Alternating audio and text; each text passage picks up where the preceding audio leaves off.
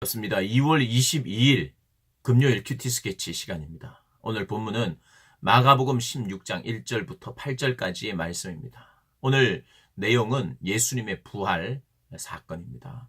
오늘 1절을 보니 안식일이 지남에 막달라 마리아와 야고보의 어머니 마리아와 또 살로메가 가서 예수께 바르기 위하여 향품을 사다 두었다가 이제 향품을 바르기 위해서 예수님을 찾아갑니다. 2절에 안식 후 첫날 매우 일찍이 해 돋을 때에 그 무덤으로 가며 아주 새벽 이른 시간에 무덤으로 갔습니다.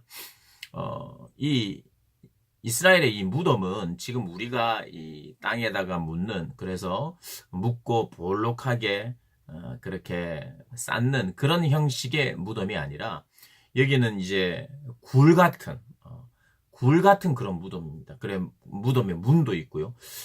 사람이 들어갈 수 있어요. 그래서 좀 무덤이 더 크다고 볼 수 있죠. 그런데 이제 그 무덤이 그 돌 무덤인데, 그 안치를 한 뒤에 그 입구를 큰 돌로 지금 막았다고 합니다. 막고 또 그 주변에는 로마 군인들이 그 예수님의 시체를 혹시라도 누가 훔쳐갈까봐, 왜냐하면 예수님이 사흘 만에 살아난다고 하셨으니 혹시라도 누군가가 예수님의 시체를 훔쳐가고 살아났다 이런 식으로 이야기할까봐 경비를 아주 삼엄하게 그래 서 있었습니다. 근데 이 여인들은 어찌 되었든지 예수님의 시체에 향품을 바르기 위해서 일찍 갑니다. 그래서 그들이 걱정했던 것이 무엇이냐? 누가 이 막힌 돌을, 그 입구를 막아놨으니까 돌로, 누가 이것을 밀어주겠느냐? 한 3명, 4명이 같이 붙어야 남자 겨우 이렇게 옮길 수 있는 그런 무게라고 합니다. 여인들은 그들이 할 수 없는 그런 일이기에 걱정을 하면서 갔어요. 그러니까 3절을 보니까 서로 말하되 누가 우리를 위하여 무덤문에서 돌을 굴려 주리요 하더니 눈을 들어본즉 벌써 돌이 굴러져 있는데 그 돌이 심히 크더라. 정말 큰 돌이 막고 있다가 이미 굴러져 있는 거예요. 없는 거죠.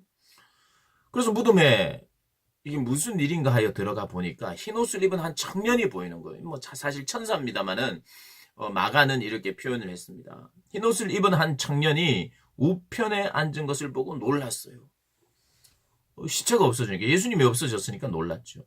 그러자 그 청년이, 그 천사가 이렇게 이야기합니다. 놀라지 말라. 너희가 십자가에 못 박히신 나사렛 예수를 찾는구나. 그가 살아나셨고 여기 계시지 아니하니라. 보라, 그를 두었던 곳이니라. 그 다음 7절에 가서 그의 제자들과 베드로에게 이르기를 예수께서 너희보다 먼저 갈릴리로 가시나니 전에 너희에게 말씀하신 대로 너희가 거기서 배우리라 하라. 이렇게 이야기를 합니다. 그 이야기를 듣고 이 여인들은 굉장히 두려워했어요. 굉장히 두려운 가운데로 오늘 본문은 마칩니다. 이 오늘 본문의 내용의 가장 중요한 이 메인 포인트는 무덤이 비어 있다는 겁니다. 무덤이 비어 있고 시체는 없어진 것입니다. 무덤이 비어 있었어요. 시체는 없어졌어요. 그리고 준비했던 향품은 바를 필요가 없어졌어요.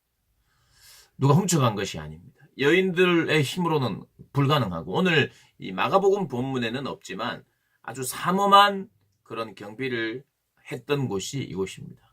물론 마태복음에는 어떻게 이 돌이 움직였고 또 그때 지진이 일어나고 이런 것들을 좀 자세히 설명합니다만은 마가복음에서는 그런 설명을 일단은 하지 않고 있습니다. 없었던 일이기 때문이 아니라 꼭 우리에게 밝히고 싶은 그 마가가 밝히고 싶은 그런 내용이 있고 강조점이 있기 때문에 그렇습니다. 무덤이 비었다. 이것은 부활의 증거입니다. 부활하셨다는 거예요. 그래서 갈릴리에 먼저 가셔서, 갈릴리는 어떤 곳입니까? 예수님이 제자들 처음 부르신 곳이에요. 처음 시작점으로 내가 다시 가서 너희들을 만나리라 말씀하신 그 말씀이 오늘 전해지고 있습니다. 부활은 실제로 일어난 것을 오늘 이야기하고 있어요. 우리 사랑하는 고등부 학생들과 선생님들, 이 기독교의 가장 진리의 가장 중요한 정점, 그 정점은 바로 그리스도의 십자가의 죽음 그리고 부활입니다. 십자가와 부활이 기독교의 가장 그 정점입니다. 정점. 핵심이죠, 핵심. 예수님이 오셔서 달려간 길은 십자가의 길입니다. 십자가의 대속의 제물로 달리시는 것. 우리 모든 인생들의 죄와 허물을 대신하여 그 결과인 진노를 대신 받으시는 그 중요한 사건으로 주님은 침묵하시면서 끝까지 저주를 다 받으셨습니다. 그러나 그것으로 끝나서는 안 됩니다. 그분이 다시 살아나셔야 해요. 부활을 하셔야 됩니다. 만약에 주님이 십자가에 매달리신 것으로 죽은 것으로만 끝나면 이것은 우리에게 새로운 시작을 알려줄 수는 없습니다. 우리에겐 어떤 소망도 없습니다. 그냥 도덕적인 교훈 정도로 끝납니다. 그리고 기독교는 없어요. 부활이 없으면 기독교는 없습니다. 그냥 도덕적인 어떤 교훈으로 끝납니다. 그러나 부활 때문에 기독교가 되는 것이에요. 이 부활을 통해서 모든 예수님의 약속, 구약의 모든 약속이 이제 성취되는 겁니다. 이제 남아있는 다시 오실 그 주님에 대한 약속, 요것만 남아있죠. 오늘 성경은 이 여러 가지 이 제자들과 이 여인들과 예수님의 그 죽음을 바라보면서 너무나도 복잡하고 마음 아프고 힘들었던 그 모든 것들이 단순하게 그리고 경이롭게 해결되는 모습입니다. 예수님이 죽어서 절망 가운데 있었어요. 그들의 과거의 삶이 무슨 의미가 있나? 주님과 동행했던 시간이 무슨 의미가 있나라고 생각하며 예수님을 믿어야 되나? 어떻게 해야 되나? 나의 삶은 무엇이었나? 다시 어부 생활을 해야 되나? 별의별 생각을 다 하고 복잡하게 되어 있었던 제자들과 주님을 따랐던 사람들에게 명료한 대답이 되었습니다. 주님은 진리이시구나. 주님의 말씀은 이루어졌구나. 그러면 앞으로도 우리에게 하실 약속은 이루어지겠구나라는 그런 믿음이 그들에게 생긴 것입니다. 우리에게도 마찬가지입니다. 부활이 아니면요, 우리는 기독교가 의미가 없어요. 부활을 안 믿는다면 우리의 복음 전체를 안 믿는 것과 똑같습니다. 오늘 일어났고 소개하는 이 사건은 부활은 분명히 있었다는 것을 오늘 본문을 통해서 우리에게 이야기하고 있습니다. 사랑하는 고등부 학생들, 우리 선생님들, 우리에게는 부활 신앙이 있나요? 주님의 부활 때문에, 그리고 그 부활하신 주님이 승천하시고 다시 오시는 기다림을 우리는 가지고 있나요? 그게 기독교의 신앙입니다. 조물주는 있다.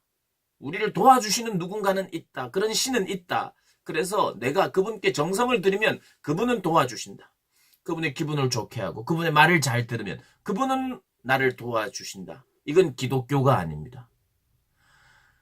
기독교의 하나님이 좋은 분위기에 사랑하는 자녀들에게 필요한 걸 주시는 분은 맞습니다. 그러나 우리는 예수님을 통해서 하나님을 알게 되고 믿게 됩니다. 예수님을 통해서 하나님께 나아갈 수 있습니다. 예수님에 대한 모든 진리를 믿는 그 믿음 때문에 우리는 사는 거죠. 이 부활은 그래서 기독교의 핵심 중에 핵심입니다. 그 진리를 우리가 믿고 이 땅을 사는 것, 그것이 바로 신앙생활입니다.